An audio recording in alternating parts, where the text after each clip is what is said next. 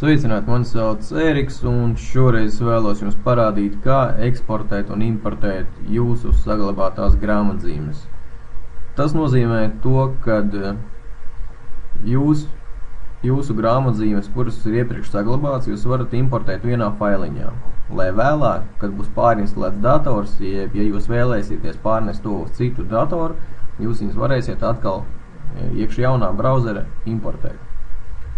Tas ir ļoti ātrs un ērts paņēmiens, kā nepazaudēt mūsu iecienītākās adreses, lai vēlāk nevajadzētu mums atkal ar roku ievadīt un saglabāt visas adreses no jauna. Mēs to izdarīsim ar pāris pulkspiedieniem. Tātad sākumā mums viņas ir jāsaglabā. Atvērsim Google Chrome un augšā labajā stūrītī uzspiežam uz šīm trijām svītriņām, kas nozīmē opcijas, nobraucam zemāk līdz grāmatzīmēm un ieslēdzam grāmatzīmu pārvaldnieks šo te funkciju. Šeit jums būs norādītas grāmatzīmes, kuras būs saglabātas.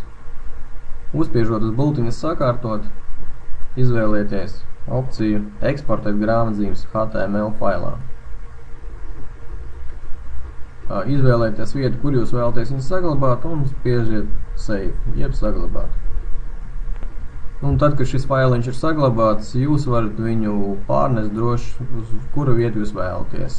Vai nu tas būtu, teiksim, pārnest ar flashatmiņu uz kādu citu datoru, vai nu saglabāt flashatmiņā, lai vēlāk pēc datora pārinstalācijas jūs atkal varētu atjaunot jūsu adreses. Tātad, lai importētu jūsu adreses, atkal atvērsim Google Chrome, uzspiežam uz trijām svītriņām, augšējā labajā stūrītī un izvēlamies grāmatzīmes, un tur iekšā nospiežam funkciju grāmatzīmu pārvaldnieks.